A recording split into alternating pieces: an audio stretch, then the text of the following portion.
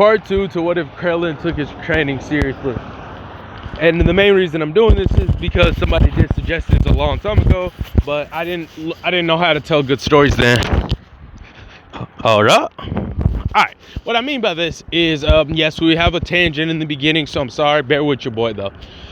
But what I was doing it wrong. I was trying too hard to get good views instead of finding stories that I found highly interesting and wanting to pursue the story regardless of the inherent outcome, because the more content that I produce, the more people will see me and more people will like me, more suggestions I get. So for the time being, the two stories I will be focusing on is What If Yamcha, and which they had a stopping point by the point I do upload this video. That part, we would be on the stopping point at the time of uploading, but I digress. This is part 2 to what if Krillin took his training more seriously. We left off with your boy Krillin, you know, being in Namek, right, bro? Okay, I'm a little scared because I think I'm about to make him OP, but I think I have a way to keep the story progressing without infringing on Krillin, okay? So, Krillin, hold up. So your boy Krillin is eventually, you know, he talks to Guru and he decides he's just gonna stay here. There's no reason for him to go on Earth. He beat up on Goku, not really, and then he dusted Piccolo. Goku got a good Zenkai because I'm gonna say, when the dragon was being the real homie, the real dragon homie, and he was helping your boy Krillin out, right? He was like, "On my moms, I got you." And gave him information on the Saiyans, like how they get Zenkai boosts and stuff like that. So I think Krillin might have, you know, been a little more savage when fighting Goku. He got a good Zenkai, and Goku has motivation to train without knowing he gets Zenkais too. That's gonna help him become a lot more stronger and stay stronger than Piccolo for as long as it needs to be, okay? Piccolo's gonna have more motivation to train, but if I'm being realistic here, I don't earnestly believe that Piccolo's just gonna magically wake up and say, "Fuck it, I'm stronger than you," or like he's just gonna, because I believe Piccolo will probably be around the same power level, if maybe not a little strong, maybe 600, okay, maybe, but I don't see him shooting up to Goku's 800, which I think that would be a fair thing, because how I see Zenkai's working, even if it's like, you know, factually correct, but I kind of agree with some of the masses where they say, I think Zenkai's are for you to either be as equal to the threat that you were fighting, or to slowly adapt to it and become just barely stronger than it. And yes, I know 200 difference is a, you know, a massive amount, but since Krillin was putting such a beating on Goku, I think this would be justified. Now, we will talk about how Krillin's training going, because he is the center point of this story, okay? So your boy Krillin begins his training, and he starts training really hard, okay? And I mean like training like nobody's business. He had that same mentality that he had originally when he was busting his ass to get a 600 power level, eclipsing Goku by about 100 or, you know, 70 or so.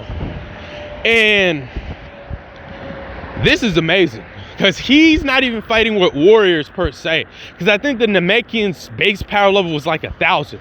So he's fighting with people that know how to fight per se, but they're more peaceful individuals and stuff, and the diet of being on strictly plants while being healthy is amazing.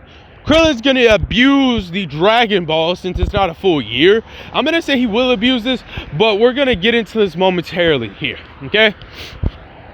Krillin does eventually get to the point where he completes all the trials. He does all this stuff over this span of being at Planet Namek, which will basically be over when Nappa and Raditz arrive. So during that interval, okay? So this is when he's doing most of his training, but it's going to be a year prior to Raditz showing, right? So we won't talk about what happens there. We'll worry about that later. But what we will talk about is Krillin doing all these challenges and taking care of all this business. And your boy Krillin does this with mad precision. With mad effort. I'll say he get it done in record time, maybe in 2 months or so. I don't see why it would take him long. And plus, we've never, as far as I'm aware of, we've never been explicitly explained what classifies as their trials, but I think he would be able to pass them. During this point in time, I'll say his power level had a good sharp increase, maybe around the 5,000. I mean, oh my God, not that much. 1,500. This is literally the tip of the iceberg for your boy Krillin. He wasn't really training with warriors per se, and he was keeping his training to a very minimum. He was mainly trying to harness his ki, become a lot more peaceful. He was doing everything else but inherently train, because Krillin didn't want to overexert himself. He knew he was busting his ass. He never thought he could be this strong, and in the words of Krillin, not really, but he'd probably be like, I never thought I'd be this strong over Goku. I might actually be able to be strong for once. I can do it. And then I feel like he would flare his ki back up. So they'll be like, well, you've collected all the Dragon Balls, and on top of this, I don't think Krillin's stupid by far. So I would say he knows enough Namekian to make the wishes. He would do it himself, and he would do it in their native language, just to, you know, I don't know, prove that he's worthy or something. And basically they would be like, you can wish for whatever you want. Krillin makes a joke, so I can wish for the extinction of planet Namek. And Guru may or may not talk telepathically and just be like, and that's what your heart truly desires. We will not stand in your way of the people of Namekian, or something like that, right? And Krillin just laughs it off and like, damn, good old Guru. And so he would basically just be like, all right. He's like, damn. Well, all right, I don't know what I'm gonna use my one wish for. And, you know, Nell hearing this, to be like, wait, what? Your one wish? What are you talking about? He's like, yeah, my one wish. That's how it is on planet Earth. It's like, no, you get 3 wishes. And Krillin, with this realization, it's like, damn, oh, let's see. And he's earnestly trying to think what his 3 wishes should be.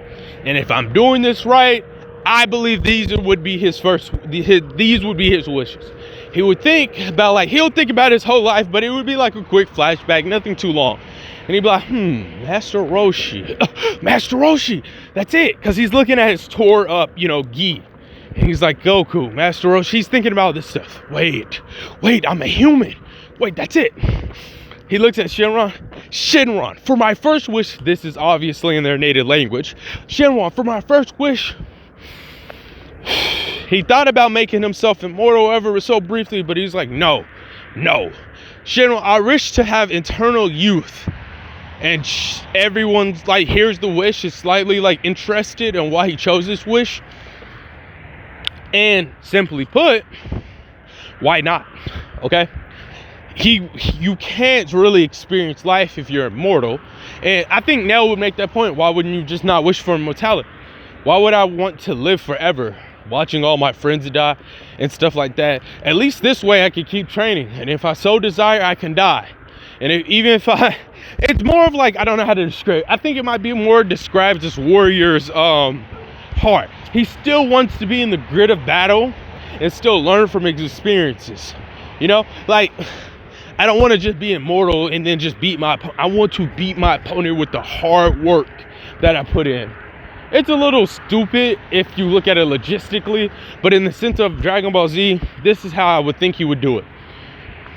And then he looks at his arm and he's like, damn, wait, I know what my second wish will be. And this all happens within a span of an hour. I feel like Krillin would really take some time to think about this.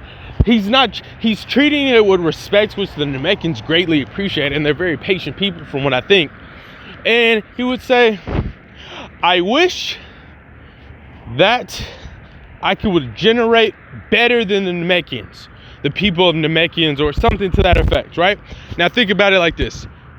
I think Krillin would think about how he's a human, he realizes his flaws, and he thinks of Tien.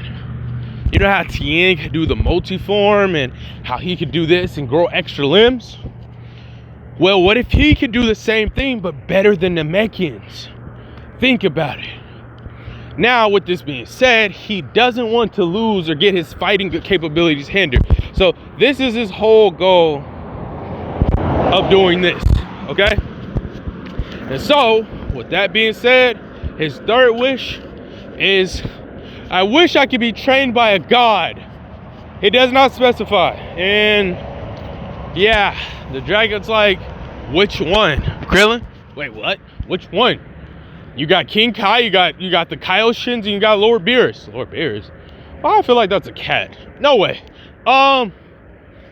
Which one's, damn. Which one's closest to my power level or slightly stronger than me? Well, King Kai is in the other world. And Krillin thought about it and was like, wait, if I go to the afterlife, I could train with other warriors and actually get an increase in power. Yes, that's what I'll do. Teleport me to King Kai's planet. And then he leaves. And then as he's fading away, he's like, bye guys, I will be back though. I will be back to,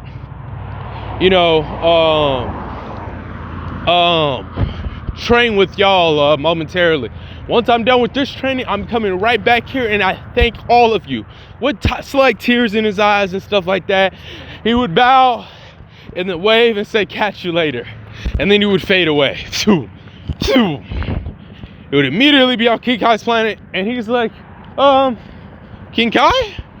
He's like, wow, you scared me. I thought you were bubbles. Anyways, who are you? How did you get on my planet? And he's like, well, I heard that you're one of the gods, and I would like to train by you. And King Kai's like, very well then, but you have to tell me a funny joke. If I'm not laughing, you get no training. And Krillin, realizing that he tried a couple of jokes, but they didn't fall flat. And then he thought about a joke he told to Master Roshi. And then I presume it would be something like, very sexist or something. He tells that joke, King Kai busts out laughing. And Krillin's like, yes! The training would commence as so. This is where we would leave part 2 of what if Krillin took his training more seriously. Oh, come on, man. Goddamn glove.